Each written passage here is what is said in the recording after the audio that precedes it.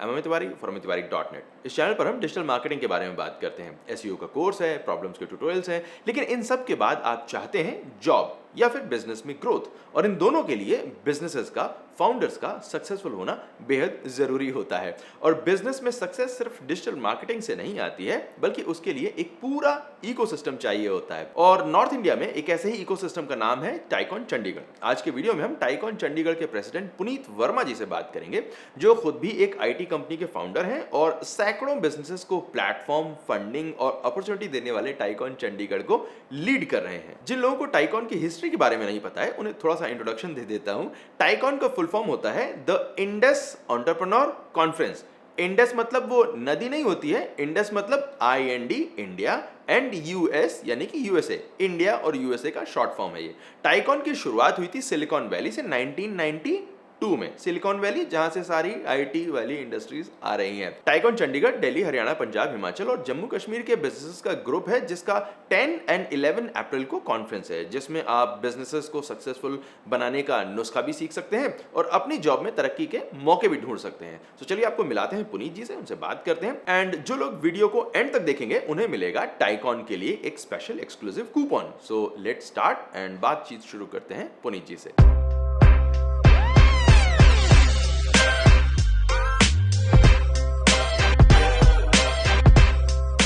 Welcome Puneet ji to the channel. And हम usually अपने channel पर पॉडकास्ट करते नहीं हैं, इसीलिए जब भी हम करते हैं ये कुछ खास मौका होना चाहिए। So please go ahead and audience को थोड़ा बताएं कि टाइकॉन चंडीगढ़ क्या स्पेशल कर रहा है और टाइकॉन का एग्जैक्टली बिजनेसेस के लिए या फिर जो स्टूडेंट्स हैं उनके लिए क्या रोल होता है। Good afternoon, Amit ji. Nice to be here. And good to know that बहुत कम करते हैं, कम में मेरा नाम आ रहा है, so I'm very happy about that. So all thanks to TAI. TAICON, TAI की एनुअल कॉन्फ्रेंस होती है। I mean, सबसे पहला टाइकॉन सिलिकॉन वैली में हुआ था। Actually, the first ever chapter which was created way back in 1992, that was also created in Silicon Valley only. So Silicon Valley is the mother of all TAI chapters. तो tycoon भी silicon valley का जो उसको हम mother of all टाइकॉन्स बोलते हैं। तो tie Chandigarh started in 2003, 23 साल हो गए अब इसको। फर्स्ट टाइकॉन जो हुआ था वो 2016 में हुआ था और ये हम 11th टाइकॉन कर रहे हैं इस बार। सो जो 11th टाइकॉन है, इसका थीम जो हमने रखा है वो indigenous innovation global impact. Primarily जो the businesses which started in India, grown in India and they created a global impact. तो सबसे पहले आपने बिजनेस खड़ा किया, बिजनेस बनाया, उससे बिजनेस को बड़ा करने के बाद किया कि उसको ग्लोबली चीज़ों को बेचना शुरू किया and took it globally. So that is how it was started. And हमारा थीम भी इसी के बेसिस पे जितनी भी लोकल स्टोरीज हैं जिन्होंने बहुत अच्छा किया, अपने आप को बड़ा किया है, उन सारे के सारे बिजनेसेस को हम अपनी स्टेज पे लेके आएंगे, उनकी स्टोरीज को शेयर करेंगे और वो स्टोरीज जो है पब्लिक तक पहुंचा देंगे हम। So that is what we are doing in TiEcon. और टाइकॉन का प्राइमरली फोकस क्या होता है, थ्रू आउट द ईयर हम टाई के अंदर डिफरेंट एक्टिविटीज करते रहते हैं। टाई चंडीगढ़ 4 स्टेट को कवर करता है, 5वां यूटी चंडीगढ़ आता है। स्टेट्स की बात करें, पंजाब, हरियाणा, हिमाचल, JNK। तो इन 4-5 स्टेट से जितने भी एंटरप्रेन्योर्स हैं वो इस इवेंट का वेट कर रहे होते हैं, बिकॉज इसमें हम कम देश विदेश से डिफरेंट स्पीकर लेके आते हैं। We speak about lot of things. तो वो करंट टॉपिक हो सकते हैं, AI के बारे में बात हो सकती है, सेल के चैलेंजेस के बारे में बात हो सकती है, कोई एक आध टॉपिक है बाहर जो हो रहा है, इस वॉर की वजह से क्या इफेक्ट आ सकते हैं, इकोनॉमी कैसे चेंज हो सकती है, बिजनेस के डायनामिक कैसे चेंज हो सकते हैं, इसके बारे में बात होगी। रियल हीरोज की स्टोरीज, कई लोग जिन्होंने बहुत करेज दिखाई, माउंट एवरेस्ट को कॉन्कर किया है। डिफरेंट एक हम ऐसी स्टोरी लेके आ रहे हैं, 59 ईयर्स की एज में माउंट एवरेस्ट को उन्होंने कॉपी किया बेसिकली। सो लोगों के अंदर इच्छा शक्ति लेके आने की, अगर आज आप काम कुछ A लेवल पे कर रहे हो तो उसको A+ कैसे किया जा सकता है, A² कैसे किया जा सकता है। तो कोई एंटरप्रेन्योर जो स्टार्टअप है, चाहे मिड लेवल का है, चाहे बड़े लेवल का, किसी भी लेवल का हो, क्योंकि हर सेगमेंट के लोग यहाँ पे आते हैं। सो that is the main motive of tycoon. तो बड़ा होता है, प्लेटफॉर्म बड़ा है, 2000 के आसपास लोग इसको अटेंड करेंगे और 2 दिन का ये प्रोग्राम है। तो ओनली फोकस इज टाई के अंदर फोस्टिंग एंटरप्रेन्योरशिप की बात कर रहे हो, टाइकॉन के अंदर हम बात करते हैं रियल हीरोज की रियल स्टोरीज को जो आपको इंस्पायर करें और उसके इंस्पिरेशन लेके you can work on your business and you can grow the economy as well grow your company. तो एक्चुअली आपने शुरुआत में जैसे बोला कि हम इस चैनल पर नहीं करते किसी तरह पॉडकास्ट, और उसका रीज़न बड़ा सिंपल सा है कि अगर मैं इस चैनल पर अपनी ग्रोथ के लिए पॉडकास्ट करता हूँ तो वो ऑडियंस के गोल से मैच नहीं करती, और हमारी ऑडियंस है दो तरह की, सिर्फ बिजनेस ओनर्स, एंटरप्रेन्योर्स, या फिर स्टूडेंट्स जो अभी फिलहाल जॉब सीकर्स हैं। और इस तरह की जितनी भी कॉन्फ्रेंसेज होती हैं जैसे टाइकॉन है, they are very very important, because एक मार्केटिंग स्टूडेंट का फ्यूचर जुड़ा होता है बिजनेस से। अगर बिजनेस ग्रो करेगा तो मार्केटिंग स्टूडेंट ग्रो करेगा। अभी में जो हमारी 50% ऑडियंस है जो बिजनेस कोर्सेस हैं, उनके लिए इस तरह की कॉन्फ्रेंसेज ही मैटर करती हैं। इस तरह के अपॉर्चुनिटीज बहुत कम आती है जहाँ पर हम सीधे सीधे ऐसे लोगों से बात कर पाएँ जो बिजनेसेस की ग्रोथ में स्टेक होल्डर्स हैं, लाइक यू। और पंजाब, हरियाणा, चंडीगढ़ उसके बीच में आ जाता है, एंड हिमाचल एंड जे.एंड.के का जो पूरा पार्ट है वो अपने आप में एक बहुत बड़ी पॉपुलेशन को रिप्रेजेंट करता है, हमारी ऑडियंस को रिप्रेजेंट करता है। सो टाइकॉन में ऑलरेडी मैं आ रहा हूँ। जब रवि ने मुझे आपके साथ इंट्रोड्यूस कराया तो मैंने सोचा कि एक बार अगर मैं आपको इस चैनल पर लाकर आपके थ्रू ऑडियंस को ये बता पाऊँ कि किस तरीके से वो खुद इस मूवमेंट के साथ में जुड़ के अपने बिजनेस को ग्रो कर सकते हैं। और कई बार एंटरप्रेन्योरशिप की जो जर्नी होती है वो बहुत अकेली होती है। मैंने खुद फेस किया है। मैं जब एक्चुअली एंटरप्रेन्योर की जर्नी अकेले ही चलती है, तो इस तरह की कॉन्फ्रेंसेस जो है ना वो अकेलापन भी खत्म करती हैं। यहाँ पे you find people who come on board on your company आते हैं, आप उनकी कंपनी में जाते हो, कोलैबोरेशंस होती हैं। So this is a platform for every founder, every person who is looking to startup career in entrepreneurship, या कोई नौकरी ढूंढ रहा है उसको भी यहाँ पे फायदा होता है। बिकॉज जो लोग आते हैं वो किसी ना किसी कंपनी के फाउंडर होते हैं, तो उनको अपनी ऐसे गोल कंपनी में मिल जाती है। कई बार ऑडियंस से ऐसे लोग निकल के गए, क्वेश्चन पूछा, क्वेश्चन के बेसिस पे भी लोगों ने स्टेज पे बैठे बैठे हायर कर लिया वैसे रिसोर्स को। वैसा भी हुआ टाइकॉन्स के ड्यूरिंग। Yes, absolutely. और मेरा अपना एक्सपीरियंस रहा है कि जब कोई एक पर्टिकुलर एंटरप्रेन्योर किसी भी तरह के बिजनेस को डेवलप कर रहा होता है, उसमें ऑप्शंस एंड ऐसे दिन होते हैं जहां पर उसकी मिस्टेक करने की चांसेस, और इस तरह की चीज़ों से जब आप इस तरह की प्रॉब्लम्स को जब आप फेस करते हो एंड उसका सोल्यूशन कैसे निकालना होता है, वो कई बार बहुत सारे बिजनेसेस नहीं निकाल पाते हैं। दैट इज़ वाई जो फैक्ट हमेशा थ्रो किया जाता है कि 95% of the startups die within their first 5 years. उसका रीज़न यही करने की कोशिश कर रहे हैं, और टाइकॉन जैसी जो कॉन्फ्रेंसेस हैं वो उन्हें सही ट्रैक पर लेकर आ सकती है।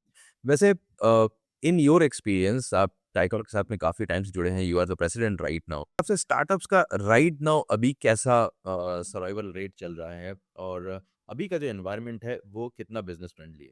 बेसिकली आप किसको फॉलो करते हो? जो आपको दिखता है, राइट? यस, दिखने वाले लोग हमेशा सक्सेसफुल होते हैं। जो नहीं सक्सेसफुल होगा वो दिखेगा भी नहीं। एब्सोल्युटली। तो अगर आप 5% लोगों को या 1 या 2 इक्का-दुक्का लोगों को देख के वो जो आप बिज़नेस की डेफिनिशन अपने दिमाग में बना लेते हो ना, और जो जब आपको हासिल नहीं होती तो आप कहीं न कहीं डिसहार्टन हो जाते हो। तो यहाँ पे धंधा नहीं आना प्रॉब्लम नहीं है, प्रॉब्लम डिसहार्टन, और दूसरी प्रॉब्लम है कि बहुत ज़्यादा एक्सपेक्टेशन। बहुत सारे के सारे बिज़नेसेस एकदम ग्रोथ नहीं लेते। बहुत जल्दी जो ग्रोथ लेता है, बहुत जल्दी डाई भी करता है, राइट? तो जो बहुत अनएक्सपेक्टेड सी ग्रोथ होती है, वो रियल ग्रोथ होती ही नहीं है। बिज़नेसेस कैसे बनते हैं? बिज़नेसेस ब्लॉक वाइज़ बनते हैं। ब्लॉक एक-एक करके जुड़ते हैं, इकट्ठा नहीं होता। पहला ब्लॉक लगाओ और 10वां लग जाएगा। बीच के 8 ब्लॉक लगेंगे तभी 10 की 10 सीढ़ियाँ पूरी होंगी। इसलिए आपको चढ़नी पड़ेगी। तो प्रॉब्लम बिज़नेसेस फेल होने में नहीं है, प्रॉब्लम प्रॉब्लम मेरे को लगता है एक्सपेक्टेशन और जो जल्दबाजी है उसमें दिक्कत है। बिज़नेसेस एक्स्पोनेंशियल ग्रोथ तब करते हैं जब आपने एक लेवल पे अपने आप को सस्टेन कर लिया, रिटेन कर लिया। मार्केट में अगर बाहर एक्सटर्नल फैक्टर आपकी कंपनी को हिला नहीं रहे बहुत ज़्यादा। जब आपकी कंपनी इस सिचुएशन में होती है, देन आप डाइवर्सिफिकेशन की सोचते हो, आपके पास रिस्क टेकिंग कैपेसिटी बढ़ जाती है, right? Then you start towards the expansion. उस स्टेज तक लोग पहुँच ही नहीं पाते, उस स्टेज से पहले दिल हार जाते हैं। तो लोगों की शिद्दत जो है एक बिज़नेस को बड़ा करने में कम है, रादर देन उसको छोड़ के दूसरा करने में। That is what I believe. I may not be correct with my numbers because that is what I expect. I don't know whether the number is correct or not, but in my opinion, 95% businesses are failing in startup. That is correct number. But out of that, all founders have failed. That may not be a correct number. And the question you were asking about whether the environment currently is business friendly और not. मैं बोलूंगा पिछले 3-4 साल से funding में थोड़ा सा dip आया है। आप धंधा क्या बना रहे हैं उसकी बात नहीं हो रही, आपको फंडिंग कितनी मिल रही है उसके ऊपर बात हो रही है। जिसको 20 करोड़ की फंडिंग मिल गई वो पूरे मीडिया में हाईलाइट हो जाएगा। तो बिजनेसेस बन रहे हैं, जो लोग ऑर्गेनिकली धीरे बिजनेसेस अच्छे बन रहे हैं। फंडिंग में हो सकता है थोड़ा फंडिंग विंटर चल रहा हो, पर फिर भी जिनका आइडिया अच्छा है, जिनके आइडिया में दम लगता है, उनको फंडिंग मिल रही है। और इसी चक्कर में अब टाइकून के ड्यूरिंग भी फंडिंग करते हैं। हमने पिछले साल 5.5 करोड़ की फंडिंग करी थी, इस साल हम 7 करोड़ की फंडिंग कर रहे हैं। ऑल इंडिया हमने एप्लीकेशन इनवाइट कर रहे हैं, सारी की सारी आइडिया स्टार्टअप्स के, और हमारे पास 92 के आसपास एप्लीकेशन आ चुकी हैं। ये इन एप्लीकेशन को सॉर्ट करेंगे, इनकी प्रेजेंटेशन होगी, बाद में ये कंपनीज बीसीज के सामने पिच करेंगी ड्यूरिंग टाइकॉन 10, और उसमें से कुछ कंपनीज को हम 7 करोड़ की लाइव फंडिंग करेंगे। इनफैक्ट ये एक चीज़ है जो बहुत सारे बिजनेस स्टार्टअप्स को नहीं पता है कि सिर्फ टीवी शोज नहीं होते हैं जो यहाँ पे बनते हैं उनसे फंडिंग कम मिलती है, और टाइकॉन जैसे इंस्टीट्यूट्स जो हैं वो फंडिंग ज़्यादा अरेंज कराते हैं। टाइकॉन ऑल ओवर इंडिया जितनी भी आपकी ब्रांचेस हैं उन सभी से, मेरी खुद के अपने क्लाइंटेल में से बहुत सारे ऐसे क्लाइंट्स हैं जो वहाँ से फंडिंग या तो ले चुके हैं या फिर टाइकॉन के कॉन्टैक्ट्स के थ्रू उन्होंने फंडिंग अपनी सीड फंड राउंड जो है वहीं से स्टार्ट किया है। और ये टी-शर्ट बन सकती है कि 95% of the startups fail but not all startup founders fail. ये अपने आप में टी-शर्ट होनी चाहिए। वैसे एक और चीज़ जिसके ऊपर थोड़ा-सा मेरा अपना खुद का पेट पीव है कि अधिकतर जब लोग एंटरप्रेन्योर वाली चीज़ों के ऊपर फोकस करते हैं, नंबर 1 उनका प्रोडक्ट क्या है, प्रोडक्ट या सर्विस क्या है और उन्हें कस्टमर कैसे मिले। लेकिन वो बीच में जो हायरिंग होती है, जो मार्केटिंग होती है, जो सेल्स होता है, जो कस्टमर सपोर्ट होता है, इन सारी चीज़ों को वो इग्नोर कर देते हैं। और अधिकतर स्टार्टअप्स के फेल या फिर जल्दी स्केल अप होने का ना होने का रीज़न भी यही होता है कि वो कोर्स के ऊपर ध्यान नहीं दे रहे हैं, वो स्टाफिंग के ऊपर फोकस ही नहीं कर रहे हैं, वो हायरिंग के ऊपर फोकस नहीं कर रहे हैं, and that impacts their growth. तो टाइकॉन के अंदर जो अलग-अलग स्पीकर्स आपने अरेंज किए हैं, उनमें से आई होप कि काफ़ी सारे लोग इन सारी प्रॉब्लम्स के ऊपर भी एजुकेट करेंगे कि हम अलग चैनल से अपनी स्टाफिंग के ऊपर, ग्रोथ के ऊपर कैसे फोकस कर सकते हैं, मार्केटिंग हैंडल कैसे कर सकते हैं, एंड जो ओवरऑल ग्रोथ है उसके हर एक एस्पेक्ट को कैसे कवर किया जा सकता देखिए, हाँ, अमित जी, 15 से 20 हम वर्कशॉप कर रहे हैं, है।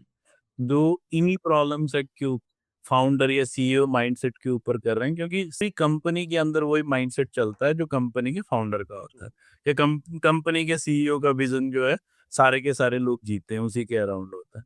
तो सबसे पहले अगर वीकनेस फाउंडर के माइंडसेट में है तो उसको कैसे इंप्रूव करना है, one workshop we are doing in that. एक वर्कशॉप हम प्योरली कर रहे हैं एचआर के रोल, और एचआर में हायरिंग के अलावा भी आगे का प्रोसेस।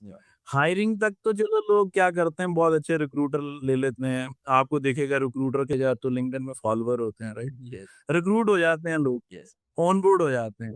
ऑन बोर्ड के बाद वो सिस्टम में फिट ही नहीं कर पाते रिसोर्स को, तो कंपनी पूरा साल हायरिंग और फायरिंग बस इसी लूप में चलती रहती है। तो वो जो लूप है वो खत्म करना है, क्योंकि जब तक अब हायरिंग और फायरिंग के सर्कल से बाहर नहीं निकलोगे, सोच ही नहीं सकते प्रोडक्ट डेवलपमेंट के बारे में। आप काम करने लगोगे, 3 महीने बाद रिसोर्स छोड़ के चला गया, अब फिर नया रिसोर्स ढूंढ रहे हो, नॉलेज ट्रांसफर नहीं हो पाई। मैं छोटी कंपनीज के बारे में बात कर रहा हूँ, 50, 100, 150, 200 प्रोजेक्ट है, उतने रिसोर्स हो, तो वो बैकअप का प्लानिंग नहीं होता। और हम टाई में बात करें तो प्राइमरली हमारी जो सेगमेंट आता है एमएसएमई, एसएमई, ऐसी कंपनीज के साथ प्राइमरली टाई जो डील करता है। बड़े लार्ज स्केल भी होती है, बट चंक जो मेजर चंक जो इस सेक्टर से आता है। तो ये जो ऑपरेशनल इश्यूज जब तक जिस भी कंपनी में रहते हैं ना, वो कंपनी इसी चक्कर में चलती है कि मंथ के एंड में बिल रेज हो रहे हैं, इकट्ठा हो रहा है, सैलरी डिस्ट्रीब्यूट हो रही है। तो फाउंडर का माइंड हमेशा पैसा इकट्ठा करने तक ही रह जाता है, बिजनेस ग्रोथ की तरफ वो देख नहीं पाता। जब अब हर इंसान के पास 24 आवर्स होते हैं, राइट? और फाउंडर का दिमाग बहुत चीजों में लगा होता है, और फाउंडर को लगता है मैं यहाँ पे भी अपना टाइम लगा लेता हूँ, यहाँ पे भी टाइम लगा लूं। तो ये जो है सबसे बड़ा प्रॉब्लमेटिक हो जाता है। तो रिसोर्सेज और ऑपरेशन को जब तक आप अच्छे से कंट्रोल नहीं करोगे, जो आपने बोला, लोग या तो मार्केटिंग पे बहुत कंसंट्रेट करते हैं या प्रोडक्ट डेवलपमेंट में कंसंट्रेट करते हैं, जो बीच का, तो ये ऑपरेशनल एक्सीलेंस लेके आना, इसके ऊपर हम वर्कशॉप कर रहे हैं ताकि फाउंडर की जरूरत ही ना पड़े। मैनेजर्स की बजाय जो आपके रिसोर्सेज है वो मैनेजर बने, with in the team more team बन पाए। आपको बाहर से हमेशा लोग क्या करते हैं कि मेरे को ये resource with in team develop नहीं हो सकता, मैं 2-4 बार के लिए चलता है, आप 2-4 लोग हर बार आप बाहर से रिसोर्स लाके उसको नहीं बिठा सकते। आपको अपने सिस्टम के अंदर ये एक्सीलेंस लेके आनी है कि आपको टीम के अंदर मैनेजर्स डेवलप करने हैं, ताकि फाउंडर का फेस सब मैनेजर में दिखे। जो फाउंडर का विजन है वो सबकी तरफ जाता चला जाए। तो फाउंडर ने अपना जो नॉलेज आगे ट्रांसफर किया और everybody looks like a founder in the company. हर एक बंदा स्टेक होल्डर की तरह करे काम कंपनी में। तो ये फाउंडर को लेके आना है, इसके ऊपर हम मास्टर क्लास कर रहे हैं। आज की डेट में एक और प्रॉब्लम आ रही है कि एआई के आने के बाद जो आप सेल्स के प्रपोजल लिख रहे हैं, मार्केटिंग के प्रपोजल लिख रहे हैं, वो विनेबल नहीं है। तो हम बहुत ज्यादा प्रपोजल भी भेज रहे हैं, हमारे प्रपोजल पास नहीं होते। तो एआई के एरा में प्रपोजल कैसे लिखने हैं, सेल्स कैसे करनी है, मार्केटिंग कैसे करनी है, इसके ऊपर बात कर रहे हैं।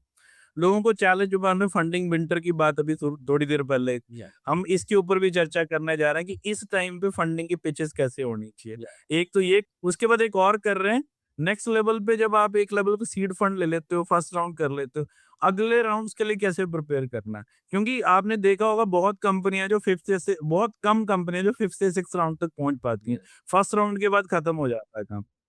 तो फर्स्ट के बाद सेकंड राउंड कैसे होगा, थर्ड राउंड कैसे होगा, उन चीजों के ऊपर भी हम एक वर्कशॉप करने जा रहे हैं। बहुत इंडिया के बैंगलोर से बहुत फेमस बीसी हैं जो इस वर्कशॉप को करेंगे।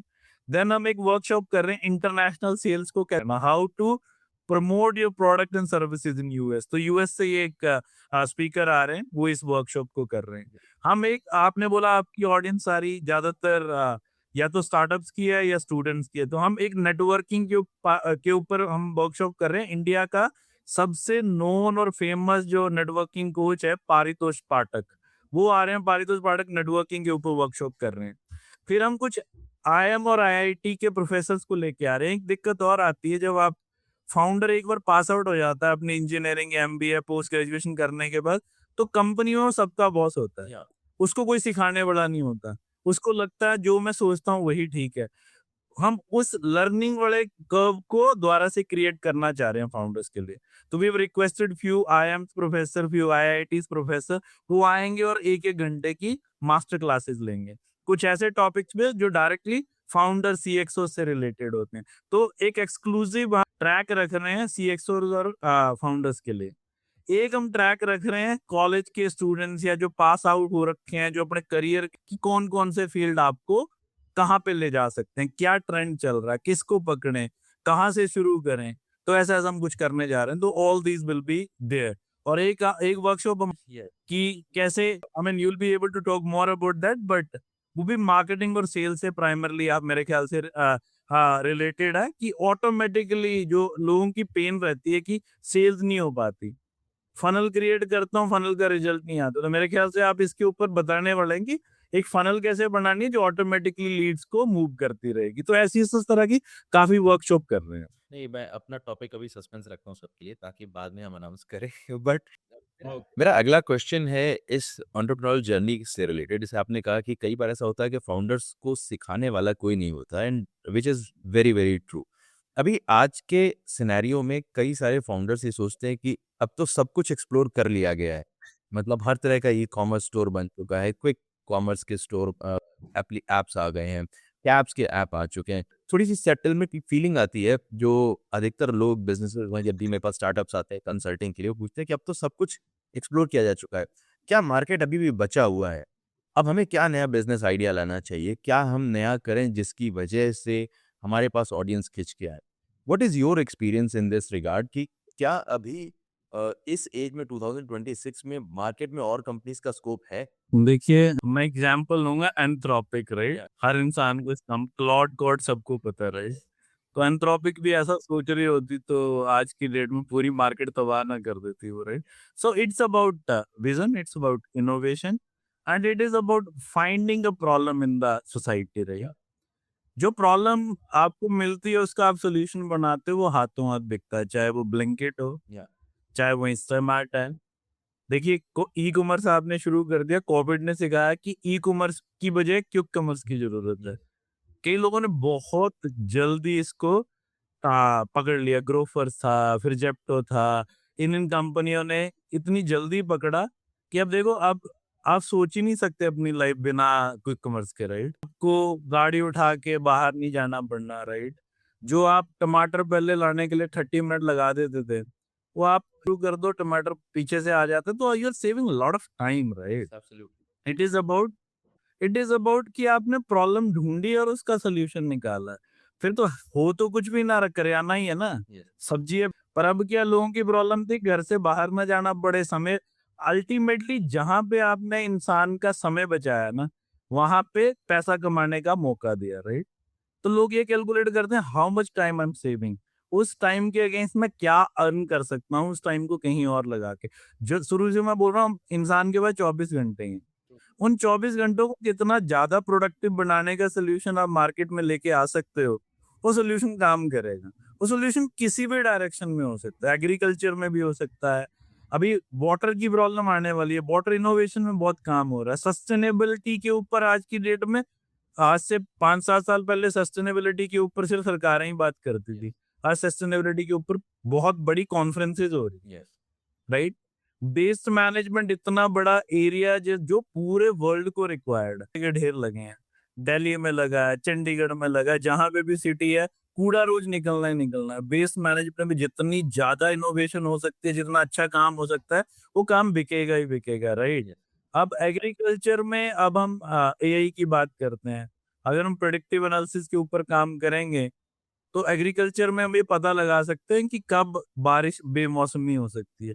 उस हिसाब से हम अपने किसानों को क्लाइमेट के बारे में बता के we can do lot of things, right? Yes तो कोई आइडिया, कोई बिजनेस किसी भी टाइम पे खोला जा सकता है, छोटी सी प्रॉब्लम को सॉल्व कर रहा। लॉजिस्टिक की प्रॉब्लम थी इंडिया में, कई कंपनी ने इतने बड़े बिजनेसेस बना लिए लॉजिस्टिक यस में कि नेक्स्ट डे डिलीवरी, 2 घंटे में डिलीवरी, 4 घंटे में डिलीवरी।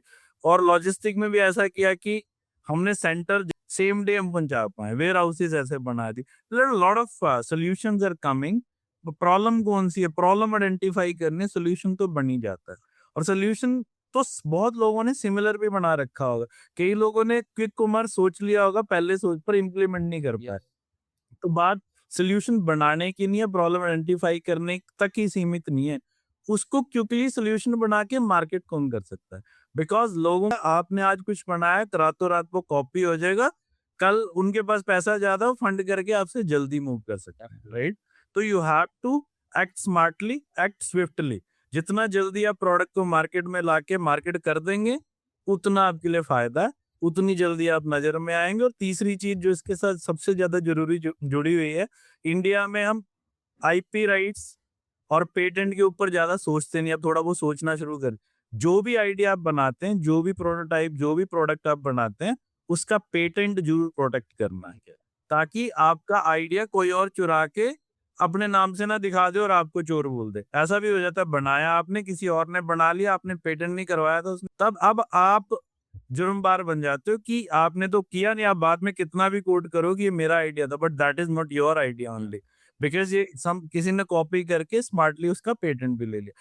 तो आइडिया भी लेके आना है, इनोवेशन भी करनी है, प्रोडक्ट को जल्दी बनाना भी है, मार्केट में लेके भी जाना और उसको प्रोटेक्ट भी करना, ये तीनों। और आइडियाज कभी खत्म नहीं होते, आज जो बन पड़ेगी परसों कुछ और जरूरत पड़ेगी। गवर्नमेंट भी तो बात कर रही है, अब एलपीजी हम बाहर से ले रहे हैं, अब बोल तो रही है गवर्नमेंट एलपीजी का अल्टरनेटिव देखते हैं, राइट? या अब ये सोलर फिर से, आई मीन सोलर वैसे ही बहुत अच्छा चल रहा है, but I believe it's again call कि हम क्या एलपीजी के ऊपर डिपेंडेंट रहेंगे, कुछ और इनोवेट करेंगे। तो you will be able to see अगले 5-6 महीने में maybe there are beautiful companies coming out of this problem also, कि वॉर जैसी सिचुएशन में जब इंटरनेशनल बैरियर लग जाएंगे, इंटरनेशनल चीजें आप तक नहीं पहुंच पाएगी, विद इन कंट्री आप अपना इकोसिस्टम कैसे सर्वाइव करोगे? There could be many ideas coming and many companies coming within this also. That is what I believe. I think यही कॉन्फ्रेंसेस की, बिजनेस कॉन्फ्रेंसेस की सबसे अच्छी बात होती है कि जब आपको लगता है कि अब आइडियाज़ ख़त्म हो गए हैं, अब एग्जीक्यूशन उतना इम्पोर्टेंट नहीं रह गया है, इस तरह की चीज़ें आपको थोड़ा सा शेक अप करती हैं, and you come to the reality कि आप अपने केबिन में बैठे बैठे जो सोच रहे हो वो सब सही नहीं है, and you are absolutely right कि जहाँ पर भी किसी ने भी किसी की प्रॉब्लम फिक्स कर दी, वहीं पर उसे पैसा कमाने का बिजनेस जाता है। It's absolutely right. There are two type of unsuccessful people, one who think but don't act, those who act but don't think. तो आपका जो एक्सप्लेनेशन है कि आइडिया होना सिर्फ सही नहीं है, उसके साथ में एग्जीक्यूशन अच्छा होना ज़रूरी है। वैसे ये अगला क्वेश्चन जो मैं करने जा रहा हूँ, दैट इज़ मोर लाइक मुझे आंसर करना चाहिए but I will still ask your view about it कि एक कॉन्स्टेंटली एक स्ट्रगल रहता है एक नए फाउंडर के दिमाग में कि मैं जिस आइडिया के साथ में अपने बिजनेस स्टार्ट करने जा रहा हूँ, वहाँ पर कोई एक नेशनल कंपनी है, कोई बड़ी कंपनी ऑलरेडी अवेलेबल है and I am catering a very small market like अगर क्विक कॉमर्स के केस में देखा जाए तो ब्लिंकिट और ज़ेप्टो एंड यहाँ पर अमेज़न जैसी कंपनीज जो ब्लिंकिट या ज़ेप्टो दोनों को ही कम्पीट नहीं कर पा रही हैं। ऐसे में कोई एक अपने लेट्स से गुड़गाँव में है कोई एक ओपन करना चाहता है अपना same business, what will you suggest? उसे अपना क्विक कॉमर्स एक लोकल पर्टिकुलर टारगेट ऑडियंस को लेकर आना चाहिए या उसे नहीं करना चाहिए, उसे कुछ और यूनिक स्टार्ट करने की तरफ फोकस करना चाहिए? This is a very practical problem because बहुत सारे ऐसे लोग महीने में ऐसा नहीं होता है, कम से कम 10 लोग मेरे पास ऐसा आइडिया लेकर आते हो कि हमारा ये बिज़नेस हमें मार्केट करना है, you tell us what to do. So I have my answer but I will still ask you कि आपका क्या व्यू है? ऐसे में करना चाहिए नेशनल लेवल के कंपेटिटर्स को बीट कर या क्या स्ट्रेटजी होनी चाहिए? बिल्कुल करना चाहिए। हम अपना और आपका एग्जांपल ले लेते हैं। नेशनल लेवल की एमएनसीज़ भी हैं, नेशनल लेवल की कंपनीज़ भी हैं। हम सोचते सारा कुछ Infosys, TCS, HCL, Wipro, Accenture यही कर जाएँगी तो हम जैसों की कंपनियाँ ही नहीं आती, राइट? या तो बिज़नेस की स्कोप हमेशा होती है। हर मार्केट को हर कंपनी कैटर नहीं कर रही होती। या और जो लोकल मार्केट किराना शॉप की आप बात कर रहे हो या ग्रोसरी की बात कर रहे हो या वेजिटेबल्स की बात कर रहे हो, फ्रूट की बात कर रहे हो, जो लोकल लाला होता था ना पहले, वो भी घर जाके डिलीवरी करता था, पर्ची में लिखा होता था, फ़ोन पे डेटा आता था, माल डिलीवर कर रहे होते थे, राइट? अभी लोकल लेवल पे भी लोगों ने छोटी-छोटी ऐप्स बनानी शुरू कर दी और वो ऑर्डर लेने शुरू कर दिए। ह्यूमन इंटरवेंशन जी खत्म हो जाए। वो क्या करता है, कस्टमर आता है उसको बोलता है बाबूजी अगली बार आपने यहाँ पे डाल देना, ठीक है? व्हाट्सएप वगैरह के बोट्स ने ऐसा किया नहीं, अपना व्हाट्सएप नंबर रखो, उसी पे आपकी ग्रोसरी शॉप चलेगी और उसी के ऊपर ऑर्डर डलवर कर रहे हो। तो पीपल आर स्केलिंग और ऐसी छोटी-छोटी कंपनीज को एक्वायर। अब अहमदाबाद नहीं, इंदौर की अगर आपको एक कंपनी बताओ, शॉप किराना करके एक कंपनी थी, वो ऐसा ही काम करती थी, बहुत अच्छा स्केल किया उन्होंने और उसको उड़ान ने एक्वायर भी कर लिया बाद में। तो ऐसी-ऐसी कंपनियाँ हैं जिन्होंने अच्छा काम किया, लोकली अच्छा कर रही हैं। ज़ेप्टो, इंस्टामार्ट, ब्लिंकिट ये काफ़ी कुछ के बाद भी लोकल दुकानदार का धंधा बंद नहीं हुआ, यस। राइट? वो चल रहा है और वो फिलर भी बन रहे हैं। इन लोगों के लिस्ट कर रहे हैं, राइट?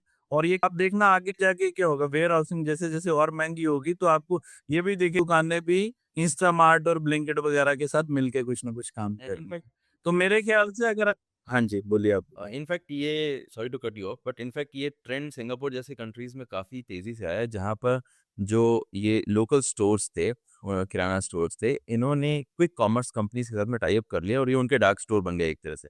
तो उन लोगों ने अपनी कॉस्ट कट कर ली, उन्होंने अपना ट्रैवल टाइम कट कर लिया और ये बिज़नेस भी सर्वाइव कर गए। तो दिस इज़ अ ट्रेंड जो अभी इंडिया में आना बाकी है, बट आई एम श्योर कि काफ़ी जल्दी आ जाएगा यहाँ पर। जब मेरे को ये सिंगापुर बड़ा पता नहीं था बट एज आई थिंक कि दिस इज गोना हैपन। इसके बिना सर्वाइवल ना तो इन ब्लिंकिट वगैरह को होगा और ना ही ये किराना शॉप को होगा। दे विल बी वर्किंग टुगेदर। यही तरीका है। आप देखिए स्विगी जोमेटो को आप देखेंगे वो सब रेस्टोरेंट के साथ काम कर रहे हैं और ऐसे रेस्टोरेंट भी बड़ी जगह पे स्पेस लेने की जरूरत नहीं, क्लाउड किचन से काम चला रहे हैं और कई बड़ी कंपनीज बन गई, ब्रांड बन गए जो स्विगी जोमेटो क्लाउड किचन के बेसिस पे बन गया। आप लीजिए एग्जांपल, बहरूज बिरयानी ले लीजिए, राइट? आप बादशाह बिरयानी ले लीजिए। आज से 4-5 साल ना पहले नाम नहीं था, आपको रेस्टोरेंट में नहीं दिखते, बिरयानी बाय किलो आपको दिखेगा, ब्रांड है सब जगह पर। क्या बहरूज बिरयानी की एड आज की डेट में सैफ अली खान करते हैं, राइट? क्लाउड किचन एक पूरा तो हो गई। तो वो बिजनेसेस बिना आपको शोरूम पे स्पेंड किए यू वर्कड ऑन क्वालिटी। अब वही है ना कि प्रॉब्लम थी क्वालिटी फूड, ऑथेंटिक फूड। या लोगों ने फूड की क्वालिटी पे कंसंट्रेट किया, उनको पता था marketing and distribution Zomato Swiggy कर लेंगे, हमें उसके बारे में सोचने की जरूरत नहीं है। डिस्काउंटिंग मॉडल पे काम किया, प्रॉफिटेबिलिटी उनको दे दी, but they created a brand. या आज की डेट में बहरूज बिरयानी, मैं बोल रहा हूँ, आपको भी पता होगा, बादशाह भी पता है, कई बिरयानी के ऐसे ब्रांड आए हैं जो अब बिरयानी बाय किलो के बराबर लोग नाम ले रहे हैं आपका, राइट? और कई ऐसे बड़े ब्रांड थे जो जिनको मजबूरी में वहां जाना ही पड़ा जोमेटो और स्विगी में। आप देखिए बिरयानी ब्लूज जोमेटो स्विगी में गया, काफी टाइम बाद गया, but they started, so everybody is coming all together ना। सबका लेवल बराबर हो रहा है, सबका फूड टेस्ट हो रहा है, ये लोग जो फूड डिलीवर कर रहे हैं, इस तरह से ब्रांड बन रहे हैं। ब्रांड बने बिना ब्रांडिंग के, बिना मार्केटिंग के, ओनली फूड का सबसे बड़ा ब्रांड क्या होता है? फूड की क्वालिटी, फूड की पैकेजिंग, और वो जब कस्टमर को पहुंच रहा है वो किस लेवल पे पहुंच रहा है और रिपीट ऑर्डर कितना। तो I believe this is how thing works and will keep working. So अगर आप अपने एरिया में हो, आप उस मार्केट को आपसे समझता, राइट? Yeah. आप ही उस मार्केट के सीईओ, सीएक्सओ हो, सीएफओ हो, सीएमओ हो, True. ठीक है? आपके कस्टमर को आप सबसे ज्यादा अच्छे से पकड़ लोगे तो ये गुंजाइश भी है फ्यूचर में आपकी एक्विजिशन भी इजीली हो सकती है। मतलब सारे बिजनेसेस बिकने के लिए नहीं तैयार होते, बट जब हम फाउंडर सेटअप की बात करते हैं, स्टार्टअप इकोसिस्टम की बात करते हैं, हम बिजनेस एग्जिट पॉलिसी की बात भी करते हैं। हम फाउंडर्स को बोलते हैं वो बिजनेसेस ज्यादा ग्रो करते हैं, वो फाउंडर ज्यादा अच्छी कंपनियां बना पाते हैं जिन्होंने अपनी एग्जिट स्ट्रैटेजी रखी होती है। सो if these people are looking at exit strategy, then also I believe this is a case study they shall be looking at, that how brands became big, छोटी सी चीज बना के भी उन्होंने लेवरेज किए प्लेटफॉर्म्स को एंड दे बिकम बिग। तो actually में एग्जिट स्ट्रैटेजी और बिजनेस या फाउंडर्स के एग्जिट होने का जो सबसे बड़ा एग्जांपल हमारे सामने है वो दुनिया का सबसे रईस आदमी इलॉन मस्क खुद ही है। उसने बहुत सारी कंपनीज फाउंड की, देन उनको एग्जिट किया, and then where he is today. I mean हर किसी से इंस्पिरेशन लेने का मौका मिलना चाहिए। बिजनेसेस ग्रो के लिए आपने बहुत सारे पॉजिटिव पॉइंट्स बताए जो टाइकान में, इस लाइन दोबारा कहता हूँ। सो आपने काफ़ी सारे पॉइंट्स पॉजिटिव बताए जो बिजनेस ओनर्स के या जो एंटरप्रेन्योर्स हैं जो अभी अपना बिजनेस किसी फेज में है वो टाइकॉन से बेनिफिट ले सकते हैं। बट लेट्स से अगर किसी का गोल सिर्फ जॉब लेना है, और मैं इस बात के 10 पॉजिटिव पॉइंट बता सकता हूँ कि उन्हें क्यों टाइकॉन में जाना चाहिए अगर वो सिर्फ जॉब ढूंढ रहे हैं या आप सिर्फ अभी जॉब कर रहे हैं और वो अपस्किल करना चाहते हैं अपने आप को, नई कंपनीज में जाना है, वो बड़ी कंपनीज में। बट अकॉर्डिंग टू यू एक जॉब सीकर जो जॉब ढूंढ रहा है, स्टूडेंट है, उसे टाइकॉन क्यों अटेंड करना चाहिए? देखिए, जो जॉब सीकर है उसको लोगों से पता लगता है अपने मार्केट में क्या चल रहा है, राइट? वो लिमिटेड नॉलेज है। जितना उसके दोस्त मार्केट में उसने देखा है वो उसको पता है। फाउंडर का माइंडसेट क्या चल रहा है, कंपनीज के सीएक्सओस का माइंडसेट क्या चल रहा है, वो किस तरह की हायरिंग पे फोकस कर रहे हैं, कौन सी जॉब प्रोफाइल ज्यादा पैसे फेच करेगी। जो आप जॉब तो बहुत लोगों को मिल रही है, पर एक ही क्लास के 10 बच्चों में 2 बच्चों को बड़ी हाईली पेड जॉब मिलती है, क्योंकि वो निश में काम करना शुरू करते हैं। उनको पता है मार्केट की नीड क्या है। जब आप 2020 में वापस चले जाएं तो कई लोगों ने फुल स्टैक पे बहुत काम किया, रिएक्ट, नोड, एंगुलर। जिन लोगों ने उसको टाइम से पकड़ लिया वो सबसे हाईली पेड थे। कुछ लोगों को जब मार्केट में जब खबर फैल जाती है तो सब जगह फैलती है कि हाँ भी इसकी डिमांड चल रही है, तो ऑलरेडी वो 1 साल पीछे थे। तो किसी भी टेक्नोलॉजी में चलन जो आता है 1.5-2 साल का होता है। आप 1 साल पीछे हो, 6 महीने आपने मेहनत करी, तो आपको जूस में सिर्फ 6 महीने मिले। पर जो पहले से मार्केट के अप ट्रेंड, जो ये इस तरह की कॉन्फ्रेंसेज अटेंड करते हैं, उनको पता है कि मार्केट में अप ट्रेंड क्या क्या चल रहा है। उन सब चीजों का उन लोगों को इन कॉन्फ्रेंसेज में आके पता लगता है, क्योंकि यहाँ पे आप रियल उन लोगों से सुनते हैं जो आपको हायर करेंगे, जिनकी कंपनीज में आपने काम करना है, right? The people who are taking country to the next level, the people who are taking economy to the next level, right? When you will be meeting such people, when you will be listening to them, when you will get a chance to interact with them, ऐसा होता है कि आप मान लीजिए एक student आया, एक जॉब सीकर आया, उसने 2 दिन पूरी कॉन्फ्रेंस अटेंड की। 150 स्पीकर हैं, 150 में से अगर 2 स्पीकर के साथ भी उसको बात करने का मौका मिला, और इतना डिफिकल्ट नहीं होता इन कॉन्फ्रेंसेज में। हमें ऐसा लगता है कि फाउंडर मेरे से बात नहीं करेगा, but when you go over there, they are very easy going, I would say. अच्छे से बात करते हैं, वो आपको बताते हैं, आपकी ऑन द स्पॉट की प्रॉब्लम भी सॉल्व कर देते हैं। तो ये आपकी करेज को इंक्रीज करता है। कई जॉब सीकर जो होते हैं उनको बात करने से डर लगता है, इंटरव्यू फेस करने से डर लगता है, बट इस तरह की कॉन्फ्रेंस में आके जब 1-2 हाथ मिल जाता है ना डायरेक्टली, और बातचीत होनी शुरू हो जाती है, यारी दोस्ती बड़ी बात होनी शुरू हो जाती है, देन जो जॉब सीकर भी है, जो स्टूडेंट भी है ना, बड़ा कॉन्फिडेंट हो जाता है, यार ये तो हमारे जैसे ही है। जब तक आप किसी से मिलते नहीं हो तब तक आपके मन में होता है कि ना ये तो यार पता नहीं कैसा होगा, ये कैसे बात करते होंगे, कैसे खाते होंगे, क्या खाते होंगे। इंसान तो सारे वैसे ही होते हैं ना, until or unless you don't get a chance to interact with someone, you don't understand, right? The moment you get a chance, तो हर चीज ऐसे लगती है यार तो मैं भी करता हूँ, सेम ही चीज कर रहे हैं, ये भी रोटी खाते हैं, मैं भी रोटी खाता हूँ, ये भी डॉट नेट ही बोलते हैं, मैं भी डॉट नेट ही बोलता हूँ। सेम लैंग्वेज होती है, पर देखने के नजरिए में फर्क होता है। और how you look at something is what you learn when you come to the conference. तो दो नजरिया जो है चेंज हो जाता है एक्चुअली। या एंड और जो एक बेनिफिट होता है मेरे हिसाब से स्टूडेंट जो है या जो जॉब सीकर है उसको ये पता लग जाता है कि फाउंडर या जो लोग कंपनी रन कर रहे हैं उनके पेन पॉइंट्स क्या हैं।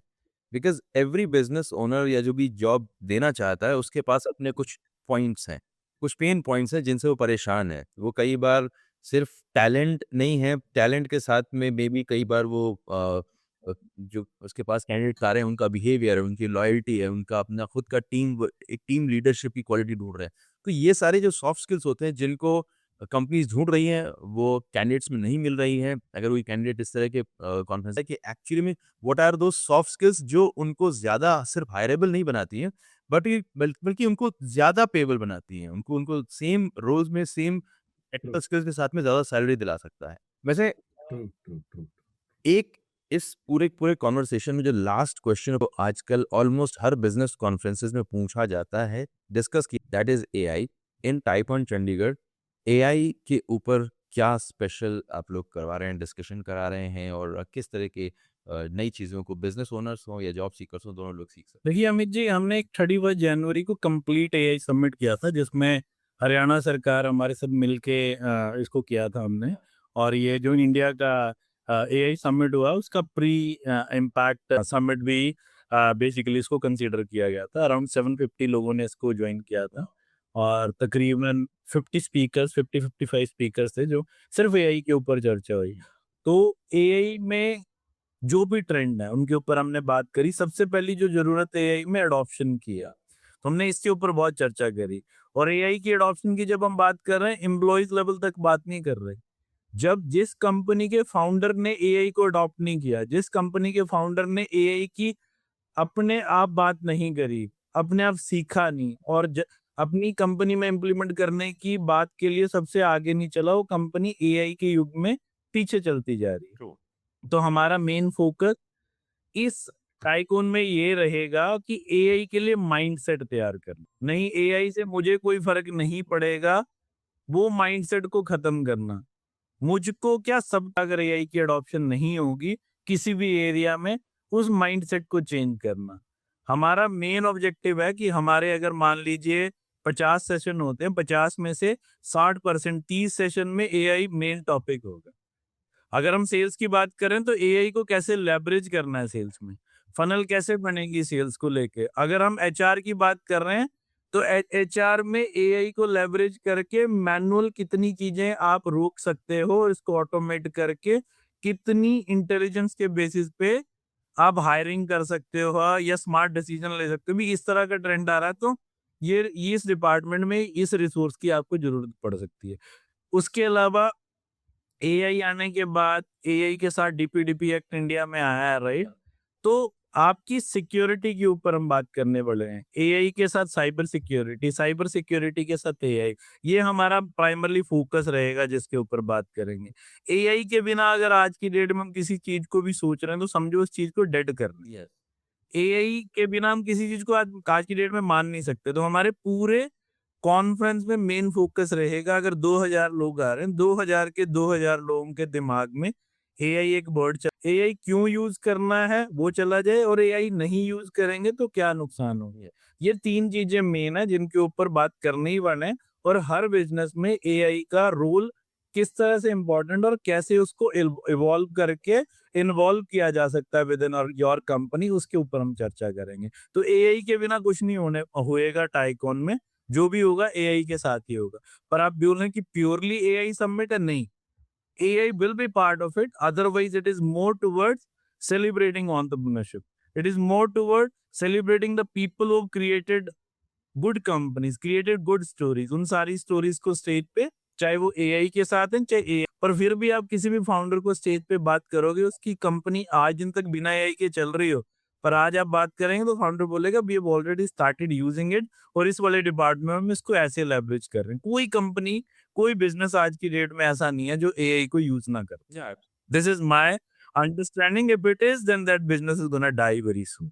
एब्सोल्युटली, मार्केट के साथ में अपग्रेड अपने आप को करना ज़रूरी है और अगर आप एआई यूज़ नहीं कर रहे हैं तो बेसिकली आप अपना बिजनेस स्लोली रन कर रहे हैं। आप मार्केट से अगर स्लो चलेंगे तो जो जो भी स्लो चल रहा है वो मार्केट में डाई जाएगा। So I think I can only say कि ये जो इतने बड़े लेवल पर इवेंट होने जा रहा है, पंजाब और हरियाणा दोनों गवर्नमेंट इसमें पार्टिसिपेट कर रहे हैं और इतने सारे बिज़नेस ओनर्स को, एंटरप्रेन्योर्स को आप लेके जा रहे हैं। तो आई होप ये काफ़ी सक्सेसफुल हो और हमारी अपनी ऑडियंस में से बहुत सारे लोग आएँ और बिकॉज़ मैं भी अटेंड कर रहा हूँ, सो आई होप कि आप लोग आएँ ज़्यादा तादाद में ताकि मौका मिले मिलने का कुछ अदरवाइज़ हम जितने जो जो हमारा ऑडियंस ग्रुप है, उसमें आपस में मिलने के वन टू वन मिलने के चांसेस बहुत कम होते हैं, सभी लोग बिज़ी रहते हैं।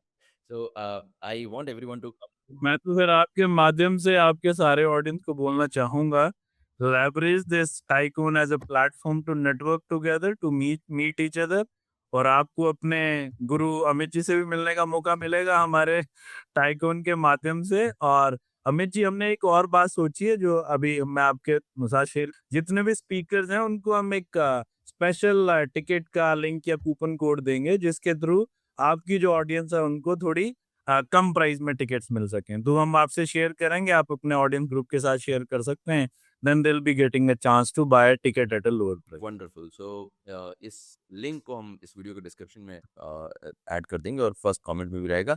Click on this link, book your ticket and let's come to Chandigarh. अच्छा वेदर है, अच्छा फूड है, बहुत अच्छा इवेंट है। सब लोग मिलते हैं और सेलिब्रेट करते हैं एंटरप्रेन्योरशिप को, बिजनेस को, मार्केटिंग को। Thank you so much Puneet ji. Thank you, looking forward. Thank you. So I hope कि पुनीत जी की बातों से आपको कुछ इंस्पिरेशन मिली होगी, कुछ तो टिप्स मिले ही होंगे। बाकी सारी बातें टाइकॉन में चंडीगढ़ में ही होंगी 10th एंड 11th अप्रैल को। मैं भी आ रहा हूँ टाइकॉन चंडीगढ़ में, अगर आप मिलना चाहते हैं तो आ सकते हैं। कूपन कोड आपकी स्क्रीन पर दिखाई दे रहा है। मेरी वर्कशॉप होगी टाइकॉन में, एआई को यूज करके कैसे आप डिजिटल मार्केटिंग की एक पाइपलाइन बना सकते हैं जिसे आप ऑटोमेटिकली सेल्फ रिकर्सिव मोड में रन कर सकते हैं। इस वर्कशॉप में आपको ये पूरा फ्लो में बनाकर भी दिखाऊंगा, जो भी इससे related JSON file, template, MD वगैरह जो भी कुछ होगा सब कुछ आपको डाउनलोडेबल फॉर्मेट में मिलेगा। सो मिलते हैं आपसे चंडीगढ़ में और अगले वीडियो में। तब तक के लिए keep learning, keep practising and keep watching all of the classes. My name is Amit Tiwari from tiwari.net and I will see you next time. Take care.